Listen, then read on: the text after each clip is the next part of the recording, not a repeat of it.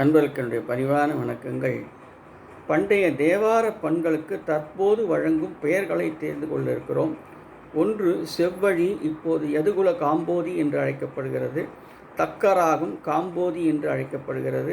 3 புறநியமை பூபாலம், 4 பஞ்சமம் ஆகிரி, 5 நட்டப்பாடை நாட்டை, 6 அந்தாளி குறிஞ்சி சாமா, 7 காந்தாரம் நவரோஸ், 8 பழம்பஞ்சுரம் சங்கராபரணம், 9 மேகராக குறிஞ்சி நீலாம்பரி, 10 கொல்லி கவ்வானம் நவரோஸ், 11 பழத்தக்கராகும் சுத்த சாவேரி, 12 குறிஞ்சி, 13 நட்டராகும் பந்துவராளி, 14 வியாழக்குறிஞ்சி சௌராஷ்டிரம், 15 செந்துருத்தி மத்தியமாவதி, 16 தக்கேசி காம்போதி, 17 கொல்லி நவரோஸ், 18 இந்தளம் நாதகாமப்பிரியை, 19 காஞ்சார பஞ்சமம் கேதார கௌளம், 20 கௌசிகம் பைரவி, 21 பியந்தை காந்தாரம் நவரோஸ், 22 சீகாமரம் நாதகாமக்கிரியை, 23 சாந்தாரி பந்துவராளி, 24 திருக்குறுந்தொகை மாயா மாளவ கௌளம், 25 திருத்தாண்டகம் அரிகாம்போதி, 26 திருநேரிசை குந்தளவராளி,